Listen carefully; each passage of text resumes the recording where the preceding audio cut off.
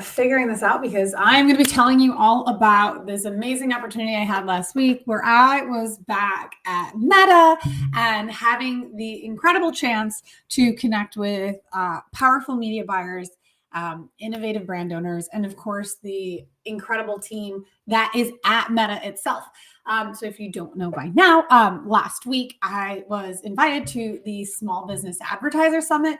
And while, there's definitely like some things I can't talk about, there are some things that I'm excited to share back. So this is my first time going live on Instagram as well. So depending on where you're looking at it, we're in portrait mode, but this is exciting, always leaning into digital innovation and emerging new tech. And since Instagram opened up the live feature, we're trying it on mongoose.media.us's Instagram account.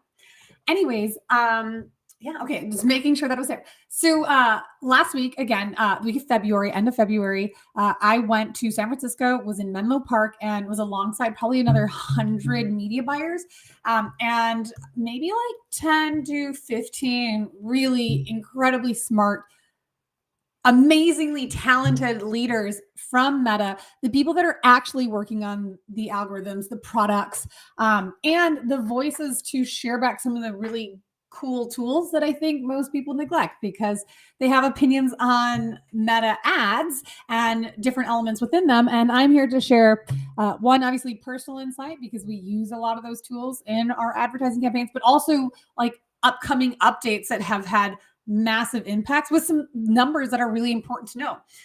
So what I'm going to be recapping is a whole host of what I learned in a full day event. I'm talking like up at the crack of dawn, home past dusk, and had a lot of fun.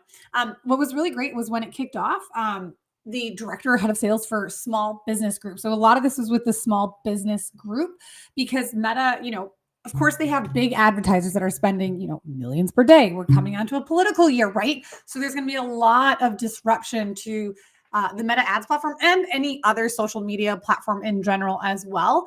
Because, in a political year, you have the insanity, for lack of better words, of advertisers that don't have a true ROI. The ROI is winning an election campaign. So you're experiencing atypical behaviors in your auction when media buying. And so things that Meta's done really well is gathering small business groups together in this capacity so that we're not neglected as business owners, that we can still have impact in the advertising system, despite not being the Coca-Colas, the Apple TV, Netflix brands, or politicians that just have endless resources of funding. But small businesses make up so much of the Meta ads ecosystem that this group comes together so that we're empowered with the knowledge to be successful and compete in a way that Disney and Chase and Apple are able to still spend effectively while not squishing a small little media buyers or those that are potentially small budget. So full disclosure, my name is Lauren Petrullo. I have been running ads for, 10 years. Oh my gosh, I sound so old. For a long time. And my KPI reference of what is a small media account is $150,000 or less per month in ads. So if you're spending less than $150,000 a month, in my opinion, you are in the small ad spend as it pertains to all of Facebook ecosystem. One part that's really important to note about that is there's going to be different levels of competition that when you are spending less than 150,000, you can't bullish into different audiences. You're not going to be able to access as much split testing as possible. Am I saying don't advertise if you're spending less than $150,000 a month? No, absolutely not. We have worked with clients that are spending as little as $150 a month. But I am just saying that that's just my full disclosure, and maybe not even small, but it's you're small to Facebook in my understanding. Really small, in actual media buying, where you shouldn't hire an agency if you're spending less than $5,000 a month on ads. You should hire a freelancer. But in that kind of capacity, you really want to be spending at least $100 a day to drive enough statistical significance and to really invest in the brand and use Meta ads the way it's intended as a cog in your ecosystem. But I won't go too much on opinions to that degree, but I do want to share some of the great learnings that I had at the Small Business Advertiser Summit last week in Menlo Park at Meta's headquarters. So got to meet with the director head of sales for Small Business Group, really, really sharp individual with an awesome team, where he got to let us know about people that are engaging with the platform. If you're going to see me linking to the right, it's because I'm looking at like the 13 and a half pages of notes I took during this Singles Day event. Wow, it was a lot. But really just like talking about how a lot of small businesses, in fact, it's like 23% of small businesses are using, marketing promotions and like using AU specifically. Oh my gosh, that's so funny. Well, Lauren should have reviewed her notes, because what is AU? That's so interesting. All right. Well, Lauren typed and didn't pay attention very well. That's okay. But like, understanding that like how video makes such an impact to your ads. So if you are using ads and you are not leveraging video, what's wild to think is that you're still in the majority if you're a minority if you're using videos. It's so easy for brands to make static ads, especially with Gen AI. You can create static ads really quickly. It's harder to tell a story with a video. So if you're leveraging video, imagine like a picture is worth 1,000 words, a video is worth 1,000 more. So if you're able to leverage video inside your meta ad campaigns, especially with placements like Reels, you are still going to see greater marketing efficiency, because there's still not the same level of competition as those that are using static ads. Another like really core part of that Advertiser Summit was the implementation of AI. We all are using AI. AI has been around for like, more than since ChatGPT rolled out. But how AI in this context I'm talking about is Gen AI. So generative AI in making ad copy and creative images to enhance and test your creative against itself. Fun fact, like depending on if you're using Advantage Plus creatives and all these different things, they might be being made and you don't know it. You have to check like 4 different things. But in terms of like incorporating AI into your media buying plan on Facebook, we are already using this at Mongoose Media. In fact, like we have a client that we tested the Gen AI text. So what that means is when you're inside the ads manager and you're creating the ads, you put your baseline copy and you can see generative AI creations of alternative text. We literally tested this 2 weeks ago with a client. And while we have an in-house copywriter specifically for Facebook ads, please don't be mad if you're listening to this video, the Gen AI content, the Gen AI copy has beaten our creative, the ones that we created, significantly. So whatever the case may be, Gen AI is currently winning out for the first campaign that we launched while testing AI-based copy. And so a lot that was talking about is how if you are neglecting AI as a core part of your marketing strategy, you are going to find yourself remiss in numbers. You're going to be missing out on a lot of opportunity, because in that single use case, this is a client spending less than $200 a day on ads. The impact was more noticeable than I'm willing to admit on a live, because love the copy we originally wrote, but Gen AI for whatever reason has had stronger appeal to the current, but it's still, only a few weeks in. So let's see if our human written copy can outwin and outpace. But it was really important, like how you can leverage like the best in class AI tools and how Meta has significantly invested. Now, as someone that is in digital innovation a lot and has been using AI, specifically Gen AI, for 5 years now. If you don't believe me, you can track. I was on the news 4.5 years ago, like 2 years before ChatGPT became a thing, in Australia, talking about how efficient it was. But would I say that Meta's at the leading forefront for AI? No. There are significantly more brands that are investing in that space specifically. But is Meta connecting with the brands that are at the leading forefront? Absolutely. They're jumping in on these conversations so that they can bring their opinion, as well as small businesses, government entities, and trades groups, so that AI can be built and molded in a way that is comfortable, not the Terminator type, but like any tool, how you use it and how it's built, the strategy behind it makes a big difference. So with that being said, is Meta the forefront of AI? No. Are they trying to be? Of course they are. But if you can leverage the best-in-class tools that they are incorporating by the teams that they're partnering with, you should be able to see more effective marketing campaigns. Also, what's new with Meta is the greater testing and learning elements to fuel your performance growth. And what do I mean by that is we know that like the A/B testing, which was a really interesting conversation talking to a few other agency owners, like we don't do a lot of A/B testing in the intentional way behind Meta. Like a true A/B testing is where you can hold different audiences and remove them from seeing duplications, right? So the deduplication happens at a true A/B test. You've isolated the audiences so you can present two different variables and allow that to drive the performance measurement. So we had been talking a lot about this and the testing and learning elements that are inside Meta and how it's been evolving since an iOS updates and continued. Like, I don't know what Apple has against Meta, but you know, the 30% increase of ad costs by boosting posts from the app, like, woof,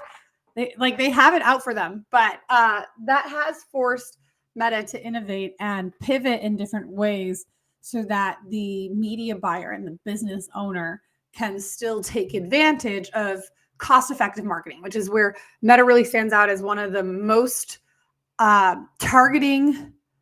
strategic targeting ad platforms at the lowest cost possible. I mean, we have clients that are returning on their investment, ROASing from a cold campaign.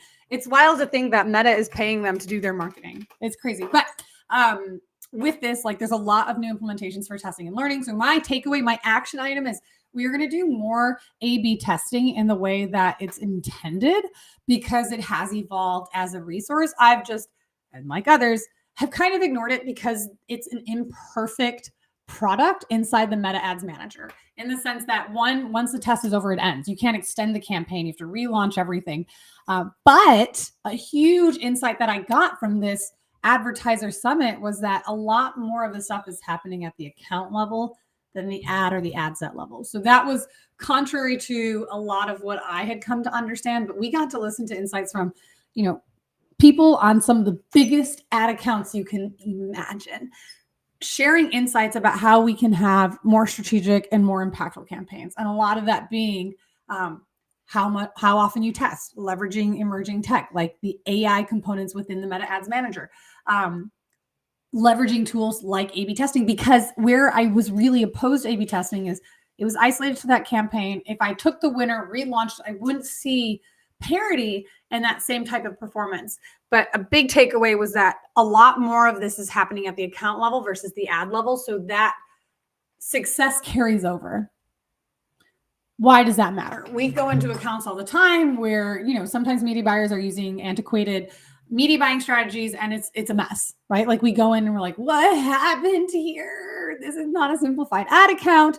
There's stuff all over the place. You have competing conversion objectives in the same campaign. Oh my gosh, don't do that. Please don't do that. You have different hooks, different audiences, different ads, all converged into one place. Or maybe you have like 40 different ad sets because you're isolating one specific targeting thing. Like, whoa, it's 2024. That is not how you can do effective ad management most of the time. I mean, of course, there's always an exception. Like there are unicorns, don't get me wrong, but what we're seeing and what's working now and what was in alignment with how much has been invested and how they're able to look at an aggregate of performance and success across bajillions of dollars compared to the amount of money that we manage at Mongoose Media or in the peripherals of what we manage, that we were able to see that our action item is to do more testing, to do testing in the creative component, and that even though the A/B testing ends, we can still take that creative and launch in a new campaign and anticipate similar results. Will it be exact? No, of course not. You can never guarantee that. But it shouldn't be as drastic as it had previously been.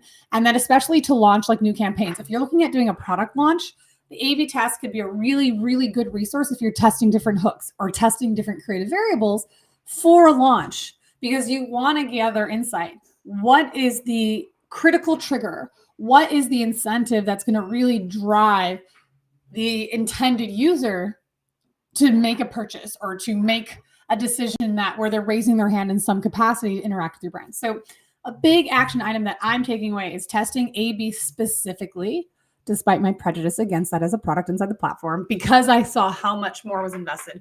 And then two, continuing leveraging Gen AI, because we've already seen, like literally I have the proof of how much more effective those ads were, despite the ones that we had written completely. And then of course, like something we've always been doing is leveraging reels, incorporating videos all the time. Like we know that's really impactful for our ads and for our clients. But it was just, of course, reiterated. So if you're not, do it. If you need help in that, like shameless plug or whatever, we do prescriptions.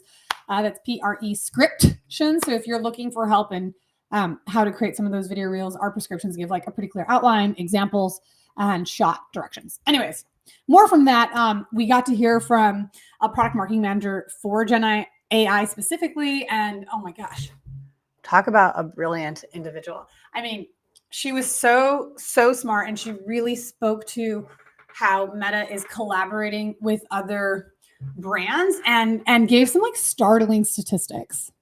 Well, I know and believe that the marketing industry is being impacted by AI. We've been using it for years. It's helped us create more value and more profit in our business.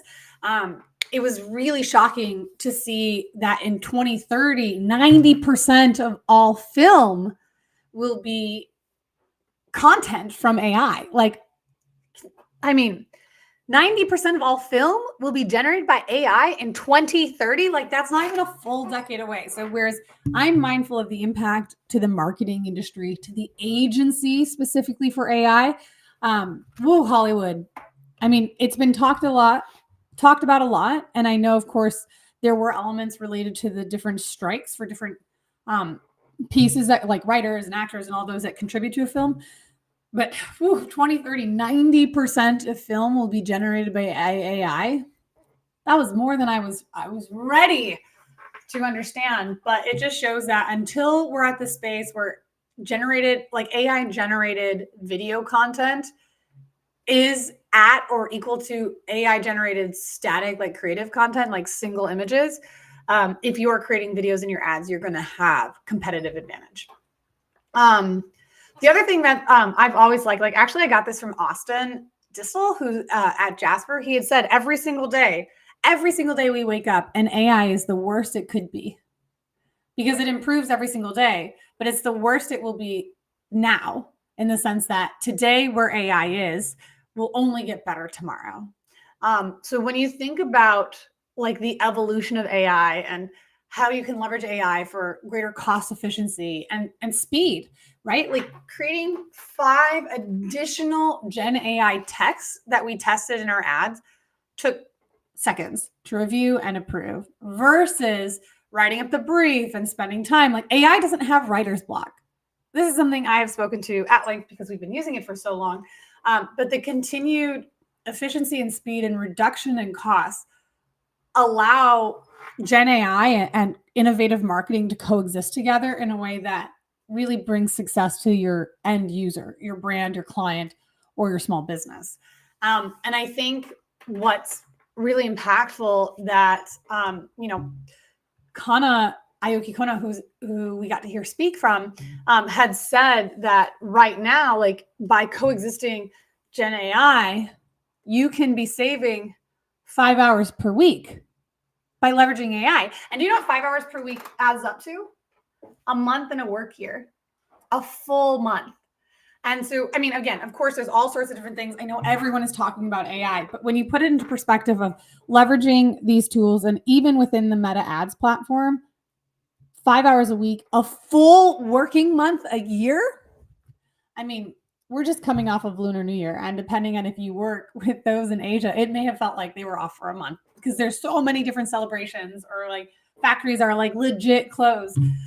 But it is really nice to see that adoption, that connection. Oh my goodness, words, to how you can be more cost efficient with your marketing stuff. Things that were like great about Gen AI, obviously it's multimodal, it's integrated. The amount of stuff that Meta is doing to be more responsible with AI is the part that I thought really, really interesting. I mean, again, like I'm a fan of Meta, like for 100%. If you're like, oh, I don't like them, let me tell you the reasons why I disagree with you. And I welcome discourse, of course, but like the responsibility of it, I want to find the number. It's like $5.2 billion was invested from a privacy perspective from Meta. And then how Meta is using this tool called Purple Llama as a way to like maintain fix and replace damaging accounts. Like how many of us, like, I mean, if you're watching, like, how many of us, like, is my mom, my husband, and like 2 friends. We hear about every single day. I get at least once a week someone who emails asking us, hey, I've been hacked. Like these happen. Did you know that in like last quarter, I believe it was last quarter or last year, I can double check through my notes, but like Meta shut down 800,000 spammy fake accounts. 800,000 of those. Those are people that are targeting your brands, your small businesses, and your wallets. And they're able to do a lot more of that, combating those like negative systems, those evil doers that like make life hard by leveraging AI to find those bad players. Because once they get into your account, they run ads from fake Facebook pages, they spend real money on fake stuff, and it tanks your account, it ruins your pixel, and so many other damages can occur that Meta is able to be more responsible to this user, to the small business owner that's paying to buy ads on their system, and more by having thousands of hours going into the inspection. Of course, there's a handover, right? There's actual like human pieces to it, but it's incredible that how deliberate Meta is by incorporating new AI tools and partnering brands with like IBM and Intel, that they're not tackling this solo. They're part of the larger conversation. And, you know, there's a lot more ways that you can make deeper connections faster by using AI. And I'm specifically talking about Gen AI. And then, of course, there's the AI inside the machine learning, which has been around since the algorithm was invented. Like the algorithm is AI generated support. So ways that you can make deeper connections, leveraging AI in fun ways. Gen AI, you can create stickers. So previously I had done a lot of stuff like in augmented reality, virtual reality, mixed reality, like that stuff lights me up. Like that stuff is so fun, but most brands don't have that side of budget or plan in those digital ecosystems. So that's fine, but I love it. If you're interested, like please geek out with me more. But you can use Gen AI to create stickers. And you know that a sticker that you can leverage inside an Instagram platform can give you so many impressions. And say you have a branded sticker, you have a mascot for your brand, or you have a fun way to say a common word or branding element, maybe a flavor to a product you have, or a comment, like a common saying, like Nike's just do it. If you created those stickers, you're allowed to do brand awareness at a very cost-effective, nearly free way. And you can use Gen AI to create some of those stickers. Other ways that Gen AI is being used in the Meta ecosystem right now is you can test, you have e-commerce brands especially, you can remove the background image. And by removing the background image, you can test different variations. So you have like an actually different image to be served to different audiences to drive higher conversion percentages. So by having this like background generator, you might be selling, what's on my desk? This auto face selfie tracking stick, and you can see it against the blue background. You can see it in a jungle background. All that type of stuff that we've seen with a lot of AI apps is now directly in Ads Manager, so that you're empowered to do more with less, and in a way that like you couldn't really do before without a lot of labor, right? You can't test that number of variations or incorporate brand tones and variations and coloring. Like that stuff matters. And that's now natively built inside the ads platform. That's actually not something I have personally tested. So that was a new element for me to look at that I'll be exploring further. So, you know, I'm sharing like what I learned and the action items that like we're going to be taking from everything that we came to understand. And, you know, the greater efficiency of Gen AI, and I'll stop it here, is that like, you have the chance to save money. So why wouldn't you test it? I mean, if anything, nothing else, always test it. And I was so excited. Like, I mean, honestly, I feel bad saying this, but she was my favorite presenter because at Mongoose Media, we have been building this amazing bot, like this chat bot where there is AI that's leveraged into it. And it's something I'm super, super excited to launch. We soft launched it like a week ago. And the pieces to it allow for conversations to happen and provide filtering and sourcing of information, and then pass over to human for deeper questions and deeper learnings, depending on what the topic is. But it was, I mean, how much work has gone into this bot and how long we've been wanting to launch it. And then meeting the product manager behind Gen AI, like I had goosebumps. And she was just a brilliant and beautiful, talented individual. So like girl crush all around. Other pieces that was really talked about well was like the importance of integrity, the privacy pieces by design. Yeah, so it's forgive me, 2019, Meta's invested $5.5 billion in their privacy team. $5.5 billion. That's not like legally mandated. That's stuff that they're doing so that they maintain compliance with ever evolving laws. Because it's not just laws in the US, it's laws internationally and it's laws locally. Like Florida has new privacy laws that change and vary greatly from other states. And of course, California having some of the highest level of privacy laws in the US, there's so much that has to go. And so, having a dedicated team and an infrastructure at Meta for all that they're doing for privacy, like I'm not going to fight someone that says like, oh, I'm worried about Meta having my data. Everyone's entitled to their opinion. I am just sharing that the amount that they have invested goes beyond just protecting your data. It also goes into, protecting against potential discrimination in ads, like making sure that like, obviously there's stuff related to AI and there's stuff that like people are putting in, like the number of ads and advertisers. And we hear a lot about, unintentional or intentional bias. Like all of that goes into protect the end user to have the best experience that they can, as well as keeping Meta like legal compliant and protecting the small business owner as best as they can as an entity. Like there's just, there's a lot that has to be considered, especially for certain types of advertising channels.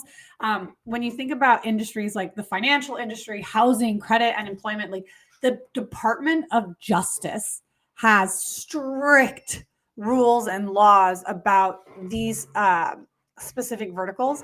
And the Department of Justice themselves has called out Meta as a leader in this privacy space because of how much they have invested to help reduce discrimination in ads and increase the equity distribution of ads. Like that's a really, really big point that gets silenced in relations to like ad privacy and ad integrity. So those are things that like we got to learn a lot more about. Even other things because of, if you know, last year I went to Congress and testified against some initiatives that were being published in our House and Senate bills. And an element of that was ensuring a safer environment for teens. We all want to make sure that like a teen has different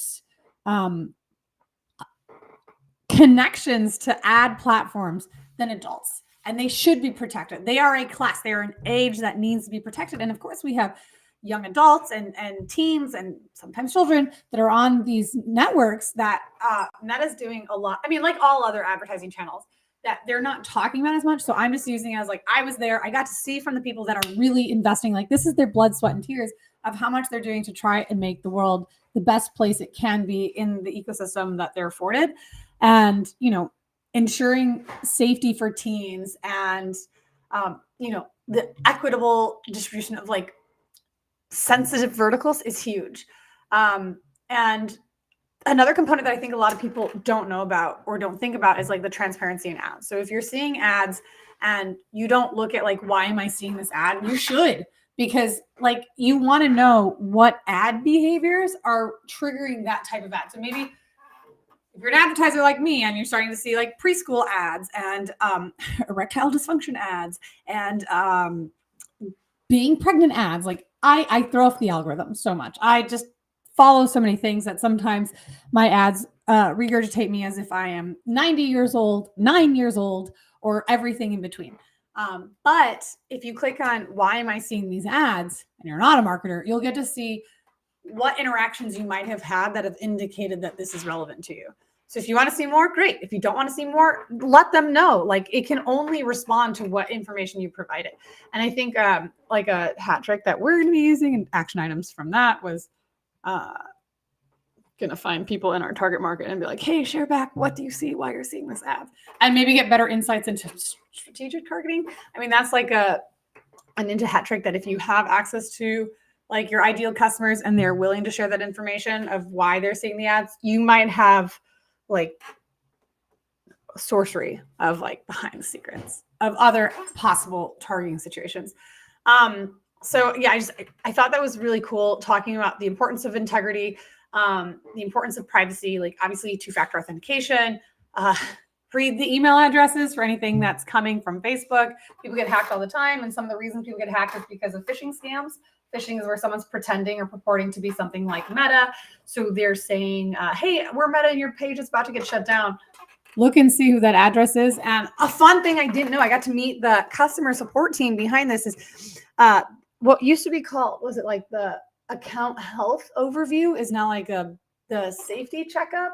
So you can actually go in, and if you are ever wondering if communication you got from Meta is legit, go into, it's in like all tools, and then look at like your privacy center, and you'll see every communication they've ever sent. Like, make that be a bookmark if you are constantly asking yourself, is this legit? Is this legit? Because every piece of information related to an ad disclosure or ad count or anything of the like is going to live in that ecosystem.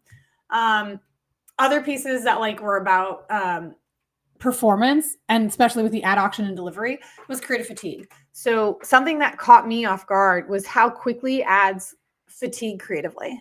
Of course, it makes a difference based off of your budget. It makes a difference based off of how many creatives you're doing. Like, there's no one size fits all. But a general rule of thumb was that people are annoyed the 40th time they're seeing an ad. But the 4th time they're seeing their ad, you can see up to a 40% decay in conversions. So 40th time, we know is annoying. 4th time has a decay of 40%. So if you're like living by the rules of 4, like a 40% drop after 4 exposures is massive. So introducing different creatives, and that 40% drop was on the click-through rate, just on the clicks. Do you know what the conversion drop was? It was 60%. After the 4th exposure of the same ad, you had a 60% drop through in conversions. So creative fatigue is significantly higher than I would have anticipated. We love learning, getting out of the learning phase, and you cannot sacrifice the learning phase for new creatives. But you have to be considerate that maybe it's, depending on your budget, of course, introducing new creative every 1.5 weeks may provide you the best solution. And how can you do that on a cost budget, like on a small budget? Oh, you leverage Gen AI, which is like half of what I've been talking about earlier. Yeah, like creative fatigue is so bad. And it's not to every account. Like, maybe someone has a brand where they have 10 exposures or 20 exposures, and you're still ROIing on that campaign. But from an aggregate, you have a 40% reduction in click-through rate after the 4th exposure of an ad, and a 60% reduction in conversion rate after the 4th exposure. So incorporate new creatives, leverage Gen AI for those creatives if you don't have the budgets and available to you. And then another big takeaway was, like, you want to make sure there's a 25 to 75% difference in your creative. The ads where it's like, oh, this is written in pink and this is written in salmon. Oh my gosh, total waste, because the algorithm and the AI is going to see those as the same. It's going to see it as duplicate content. And they're not going to be able to serve that discriminable marginal difference to a new person. So to have greater buying power, you want to allow the system to detect differentiation in your creatives. So rule of thumb, 25 to 75% difference. If it's too similar, you're going to have overlap, and you're going to be paying for stuff that's like not worth your time. So you want to build differentiation so that you can have stronger impact on your ads performance and reach new audiences. So a really, really big takeaway that we're actioning is reviewing at what threshold do we see that click-through rate and that conversion rate diminish. So of course you look at frequency, but definitely introducing new creative and doing a part of that with Gen AI for like the background rule, and seeing if that provides enough of a differentiation versus, you know, some brands that make their entire money off of like, we're doing 4,000 different tests and this is a 12 font, this is a 10 font. Sure, those work at like billion-dollar budgets because you need so much statistical significance to understand what that is. But for the rest of us that are under the $150,000 a month ad budget, like, have differentiation so that you can have, you know, creative resonance. And of course, as we know, always be testing. Other pieces that I think were like really important to take advantage of was that if you're doing a video, the thumbnail, the 0 second, that is what most of the time the AI will understand as differential. So if the first frame, that thumbnail, is the same for all of them, like say you use an Instagram reel cover and you have 4 different videos, it's not going to know that it's a different video. So, you know, while thumbnails matter for YouTube in a very, very different context, that thumbnail does make a difference for your ads. And one thing I thought that was really cool that I learned a term, and forgive me if like everyone knew this term, but epiphany ads. Has anyone heard what epiphany ads was before? Because I hadn't. Epiphany ads is essentially where you have all your branding colors in a way to showcase the brand, and it's like quintessential to your brand essence, so that like you clearly communicate and no one can misunderstand which brand you are and why. Test variations a lot. If I had one negative thing to say about the summit was that there was a quote presented from 2017. So I would really love to see if there's an updated number to what impact creative has on performance. I won't even share the number because it was from a 2017 survey. And to me, anything like pre-pandemic or even like recent pandemic isn't relevant for me, but we all can assume that creative definitely still has the strongest impact into performance. I think other things to be mindful of is like, of course, we know and understand the election is going to have a big impact, that like we're competing against really, really big players. So if you want to have success, you just need to make sure before you launch any campaign, you have well-defined success, and that will make a big difference. Last but not least, because I mean, like there's 13 pages, I'm 40 minutes in and I already feel like this is too much. But if you want to geek out more, like send me a message. I don't always check my messages or emails as fast as I can, but that's why Lynn, my EA, is in my emails. But I think like a really big important part, like a takeaway that we're acting right now is that the CRM pixel. So we have been running instant lead forms and I have been a huge fan. If you saw me at Traffic Conversions, you saw me talk about like the impact of like high quality leads, asking them questions that like we can't do on Google Forms or on ads. The CRM pixel, holy smokes, it's a game changer. So much so that like we're largely sunsetting focus on lead generation for tools outside of Meta. Like what we are seeing from instant forms and then the further integration of CRM pixels is day and night. Like it's a conversation that I can't believe more people aren't having. And I was the only one in this room when we were talking about specifically that was actually using it. So if you're not using it, you have tons of blue ocean to be a differentiator, because the CRM pixel, while it's like slightly challenging to put together, gives the most valuable information that you could possibly imagine. That you're telling Meta a lead isn't just a lead. You can provide further quality data that accentuates where they are in their lead progress. If they're booked appointment, they've seen a demo, or they purchased. Like you get to have so much more information that you can then discriminate your ads towards. So you're not just optimizing for a lead, but you're optimizing for a booked call. You're optimizing for a proposal. You're optimizing for the sale in a way that connects to CRM. So if you're not using it, you definitely should. I'm a huge, huge advocate of instant forms. And the new features from the forms changes so much from what it used to be. But more importantly, the CRM pixel, day and night. Now, is it perfect? Of course not. Like everything, there's a lot to be left desired for it to be a perfect product. But as a solution that provides cost-effective lead generation, instant forms, I love you. Instant forms paired with Advantage Plus audiences, add in the CRM. Oh my gosh, it's just love all around. So the CRM pixel specifically. So tons of new features have been coming out. I can really, really go into instant lead forms from like a lead generation side, but this is already like 40 minutes and I feel so bad. And if you happen to listen to any or all, well done. I can't even begin to like say, I'm like on like page 4 of 18. Oh my gosh, I was wrong. I have 18 pages of notes and I stopped taking notes at like 3 p.m. I just couldn't anymore. And we still had another 3 hours of stuff. So the event was amazing. Thank you, Meta, so much for allowing me to join in and learn so much more about how much you, as a company that's really helped me launch my career and my agency, has invested in privacy, integrity, in Gen AI for more cost-effective strategies, and continuing to develop the lead generation side, which is not something a lot of people think of when they think of Facebook ads. So this was remotely interesting, and you want to see more of like my 18 pages of notes, let me know. Thank you. Happy Monday. Ciao.